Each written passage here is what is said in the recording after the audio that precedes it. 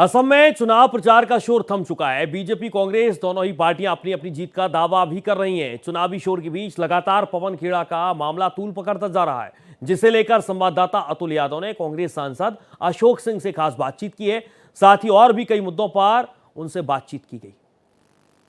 असम में जहां एक तरफ पिछले 10 सालों से विपक्ष में बैठी कांग्रेस सत्ता वापसी के लिए पुरजोर कोशिश कर रही है, तो वहीं जो सत्ताधारी दल भाजपा है वो लगातार तीसरी बार हैट्रिक लगाने के लिए अपनी एड़ी चोटी का जोर लगा रही है। बहुत ज्यादा बातचीत करने के लिए भारत एक्सप्रेस के साथ में अशोक सिंह साहब मौजूद हैं, राज्यसभा सांसद हैं और असम में चुनाव पर्यवेक्षक हैं। सर, बहुत स्वागत है आपका। ये कांग्रेस एक ही दिन लगातार 2 बम फोड़ती है, पहले दिल्ली में फिर गुवाहाटी में। कहती है कि आसाम के जो चीफ मिनिस्टर हैं उनकी पत्नी रिंकी भुइयां शर्मा के पास 3 पासपोर्ट हैं। अब उसमें उन्होंने एफआईआर करा दी। आज आसाम पुलिस दिल्ली में है पवन खेड़ा के घर पे। पहला रिएक्शन देखिए, अभी जो है उन्होंने एफआईआर करा दी है। पवन खेड़ा जी के जो आरोप हैं वो काफी हद तक सही लगते हैं और मुझे लगता है कि इसकी जल्दी से जल्दी जांच होने, बल्कि चुनाव से पहले इसको जो है जांच करना चाहिए। अगर वो 3 पासपोर्ट है तो वो क्या भारत की नागरिक हैं कि नहीं है? अगर नहीं है तो उनको वोट देने का अधिकार कैसे मिलेगा?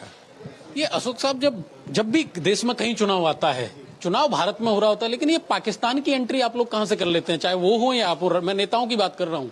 बिना पाकिस्तान के चुनाव संभव नहीं है क्या भारत में? पाकिस्तान और भारत का सवाल ही नहीं हुआ है। सवाल इस देश की एकता और अखंडता का है, जिसके लिए कांग्रेस ने बड़ी से बड़ी कुर्बानियां दी हैं और इस देश को आजाद कराने में कांग्रेस की ही केवल भूमिका रही है।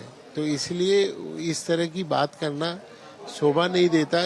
विपक्षी दल, जो सत्ताधारी दल है, कितने दिन तक ये गाना गाते रहेंगे? कल हिमंता विश्व शर्मा ने प्रेस कॉन्फ्रेंस की और कहा कि कांग्रेस के पास अब कोई मुद्दा तो है नहीं, इसलिए पाकिस्तान में 10 टीवी शो करा रहे हैं कांग्रेस वाले, और पाकिस्तान के ग्रुप्स में आसाम चुनाव प्रचार के खिलाफ लगातार पोस्ट हो रही हैं और वहीं से उठा के यहाँ चिपका दे। जब भी इन पे कोई आरोप लगता है वो पाकिस्तान पाकिस्तान चिल्लाने लग जाता है। ये भारतीय जनता पार्टी के कुछ लोगों का एक तरीका बन गया है कि जब भी कुछ सच कहा जाए तो पाकिस्तान कहने लगो या कुछ भी बोलने लग जाओ। और हद तो राजनीति में सबसे ज़्यादा उनके प्रवक्ताओं ने पार कर रखी है, जो जिस भाषा का उपयोग करते हैं या हेमंता जी जिस भाषा का उपयोग करते हैं वो क्या उचित है? अब एक आखिरी सवाल अशोक साहब, प्रधानमंत्री जी असम आए, उनका कहना था कि राहुल गांधी दिल्ली के सबसे भ्रष्ट परिवार के युवराज हैं और अब ये भ्रष्टाचार देश की जनता समझ चुकी है, इसलिए कांग्रेस को नकार दिया है। मेरा तो साफ आरोप है कि भारतीय जनता पार्टी के शासनकाल में जितना भ्रष्टाचार हुआ है उतना तो कभी किसी देश में नहीं हुआ होगा। रही बात राहुल गांधी जी की, उनके बारे में इनको कहने का कोई नैतिक अधिकार नहीं है, क्योंकि जिस परिवार ने आज़ादी से लेके अभी तक देश की एकता और अखंडता के लिए इतना काम किया है, कुर्बानियाँ दी हैं अपने, और आदरणीय श्रीमती इंदिरा गांधी जी ने, आपको पता होगा, उस देश की एकता अखंडता के लिए शहादत दे दी। आदरणीय पूर्व प्रधानमंत्री राजीव जी की भी शहादत हुई और उसके बाद भी ऐसा कोई हमारी नेता सोनिया गांधी जी ने, जब उनको सर्वसम्मति से नेता चुन लिया गया था नेता पद के लिए, और उसके बाद उन्होंने कहा कि मैं नहीं बनना चाहती, ऐसा कोई करके दिखा के दे देश, ये भारतीय जनता पार्टी का कोई नेता करके दिखा दे तो बता दे।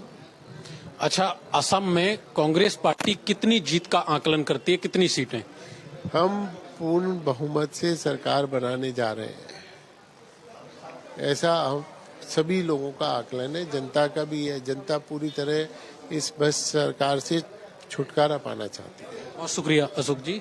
तो ये अशोक जी थे जिनका साफ तौर पे कहना था कि अब आसाम की जनता जो है वो यहाँ की जो सरकार है उससे त्रस्त है और अब छुटकारा चाहती है। सहयोगी धर्मेंद्र के साथ अतुल यादव, भारत एक्सप्रेस, गुवाहाटी।